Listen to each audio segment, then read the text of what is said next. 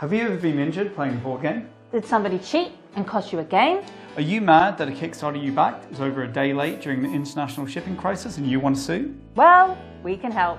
If any of these issues have affected you, call Fowley & Co, the board game lawyers. We're here to get you financial restitution. Our credentials include having watched every episode of Suits and 68% of all courtroom-based movies. Call now! Hello friends, welcome to our review of Lawyer Up, a two-player head-to-head card game which attempts to recreate the thrills of a good courtroom drama. In Lawyer Up, one player plays as the prosecution and the other as the defence. This is a modular game in that you can play different cases which add novel mechanisms to the core systems. So maybe you want to try a high-profile murder case, or maybe recreating the Salem witch trials is more your thing. We're taking a look at this game now because supposedly there's a campaign upcoming in the next few weeks for Lawyer Up Season 2, which adds all new cases. So I'm really big into kind of lawyer stuff, lawyer movies, lawyer TV shows. So when I saw this game, it was an instant buy for me. Because I mean, who doesn't want the option of screaming objection in your beloved partner or friend's face? But mechanically, you're going to start out by having some card drafting as you both draft from a central pile to build your decks. And then if you've ever played this kind of head-to-head two-player card game, it's pretty familiar where you're playing cards and they have values on them. And the more value, the better for you. But they also have actions. They'll let you interrupt what the other players are doing or perhaps get more cards in or something like that. So the question is Lawyer Up a case worth trying? Let's head to the courtroom and find out. Objection!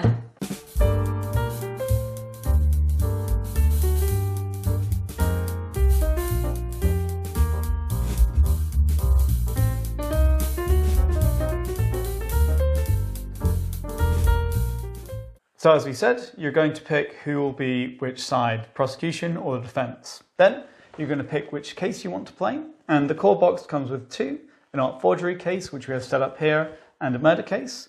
But there are also two expansion cases, one of which is recreating the Salem witch trials, another in which you're kind of trying a Godfather-esque mob boss, so it's 1920s gangster themed.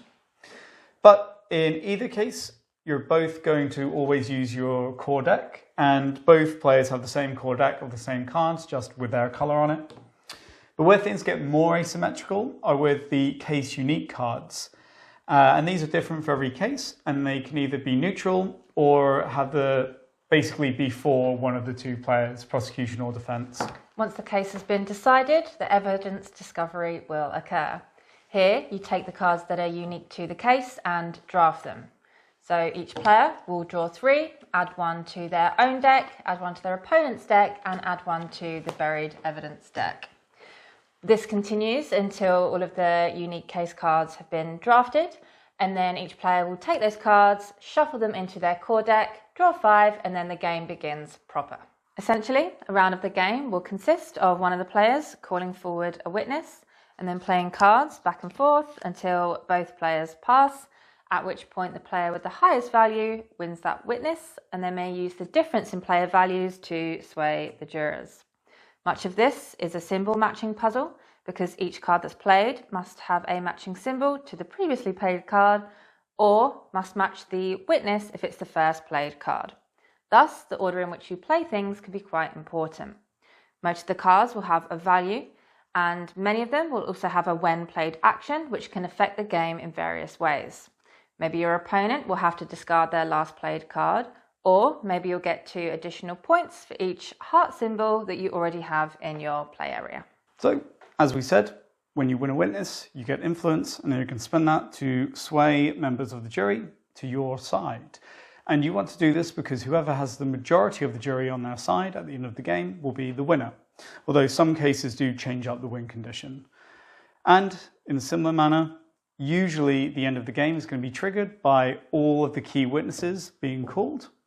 But again, some cases might have a different end game condition. And the key witnesses will change game to game because you kind of decide which key witnesses are in play when you pick the variant of the case you're playing during setup. Lawyer Up, at its core, is an interesting play because it manages to juggle several levels of engagement. At the forefront, you have this battle for the witness. in which your focus is playing the highest value cards and taking smart tactical actions.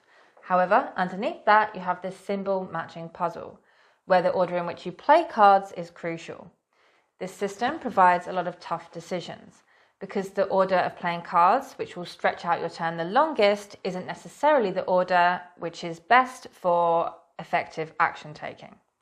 Also, if you're the player that's calling forward the witness, your hand will certainly impact which one is best to call. Yeah, but it's a really nice head-to-head experience. It's interactive, it's fun, and in particular, there's a really nice kind of flow of card player work here, because you're taking turns playing these cards and you have all these kind of actions on the cards and other options available to you.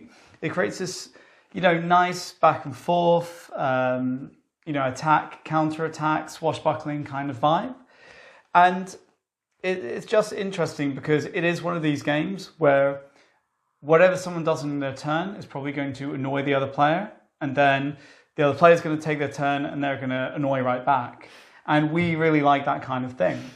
It's also, at times, a really rewarding game when you take your hand of cards and they look pretty average, and you manage to, through careful planning and, tactical use of your procedures, your sidebars, your objections, to spin that out into a witness-winning grand slam. It's just, there's a lot to like. A lot of the crunch in this game comes from weighing up when it's best to do X or knowing how far to push your hand, which makes Lawyer Up engaging throughout. A particular mechanism that's present in some cases, which we really enjoyed, is deck management. The game doesn't end when your deck runs out and you never reshuffle it. Thus, playing fast and loose with your cards early on in the game might win you a few witnesses, but leave you completely unable to respond later in the game. It's an intriguing problem because we're so conditioned to reshuffle decks once they are depleted. However, there is one card in the game which lets a player shuffle their discard pile into their deck, which can absolutely do one for obvious reasons. Similarly, the objection tokens, the sidebar token, and the procedure cards are all interesting mechanisms to engage with. You get 3 objection tokens for the whole game, and you can use these to object to an argument card played by your opponent, and then that card is immediately discarded. It's such a fun and powerful mechanism, because playing it at just the right moment can tank your opponent's entire round and might just win you the witness. The sidebar token can be used to draw another card from your deck, and it will also gain you the judge's favour, and this is necessary for some of the actions. However, this will only refresh once you've lost a witness, so gaining the upper hand in one round might cost you in a following round due to your inflexibility. The procedure cards can either be played for their symbols because they contain all symbols, so they're really great for bridging gaps in unsynergized hands, or you can play it into a separate play area and have their action triggered later on in the game, providing you with tactical options and flexibility. For us, Lawyer Up has an absolutely terrific theme, and what's nice is that it seems to be a fairly unique theme within board gaming.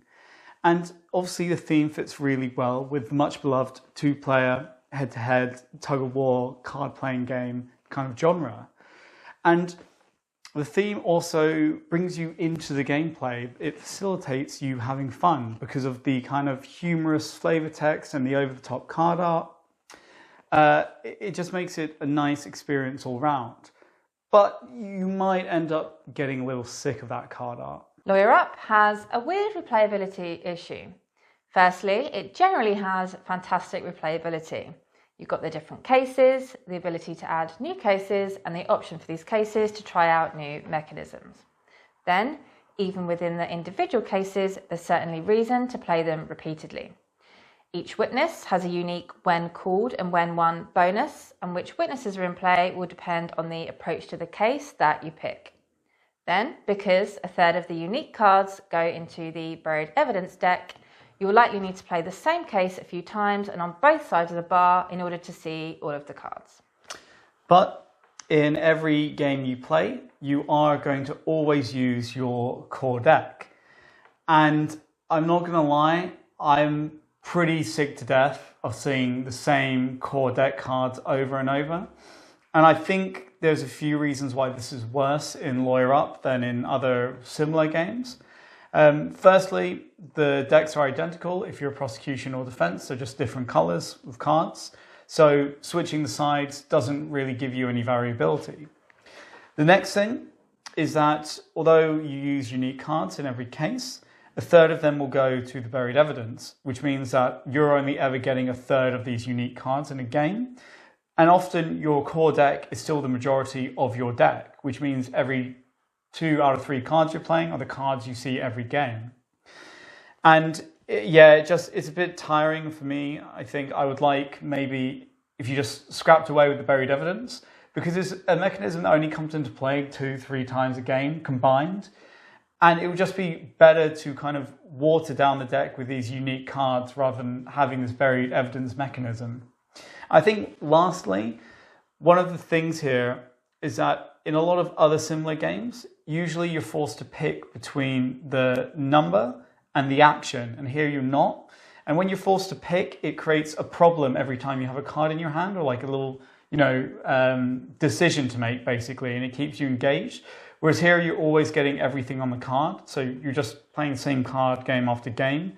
I think that makes it lose something that engages you with the game, if you know what I mean. And while on the subject of cards, we should talk about the randomness, because this is likely to be a hard sticking point for some people who might be interested in the game. Lawyer Up is terribly random.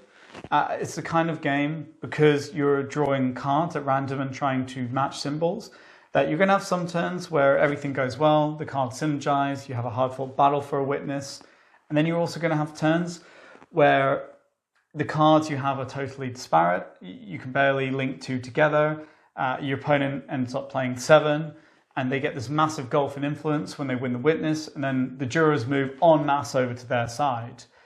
And, there are a few little mechanisms in play that they use to negate the worst of this, or that you can try and use to balance things out. But at the end of the day, it's definitely a game where sometimes you win and you don't feel like it was solely down to your skill. One really unlucky hand late game versus your opponent getting a brilliant hand can cause such a gulf in influence points that you're going to struggle to recover. And the worst part about getting a bad hand is that it really strips away the interesting decisions from the game, because you just can't do anything meaningful, and that's an enjoyment killer in any game. We do know the designers are aware of this and are testing a variant where, once a player passes, the amount of cards that their opponent can play is limited to try to stop this huge influence gulfs occurring. One thing that did hamper enjoyment of the game a bit was the rulebook though, and it's guilty of being a bad rulebook.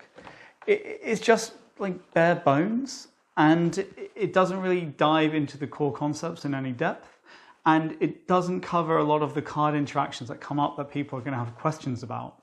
And it just gets worse with the expansions, where the rulebooks are even kind of thinner and less information, and often these will introduce new core gameplay mechanisms which will only have a paltry few lines of description to explain them. And it's just kind of weird for me, because so much care and attention has been put into every other area of this game that it's really striking, because the rulebook seems like something that was knocked together with an hour deadline at the end of the campaign or something.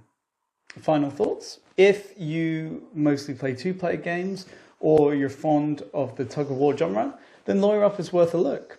We'll say it's not the best game in that genre or the most polished, but it's got a strong core system and concept. And because it's modular and they can and are releasing more cases, it means that the designers can mess around with the mechanisms and address any flagged issues in future expansions, which means that the game can evolve and become the best it can be. Also, I just really like the theme. I think it's really cool. However, some might find that the mechanisms don't stay true enough to the theme, or that Lawyer Up is a little bit too luck-based for their liking. Bottom line, it's not a must-have, but there's certainly fun to be had, and we'll definitely be backing the second season of content.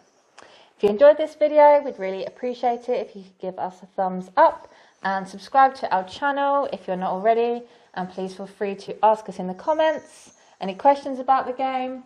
Maybe let us know your favourite 2-player head-to-head games. Exactly. Yeah, and if you subscribe, the dogs will get more treats. Yes. So do it for the doggos. But thank you for watching, and we'll see you next time. See you next time. Later. Bye.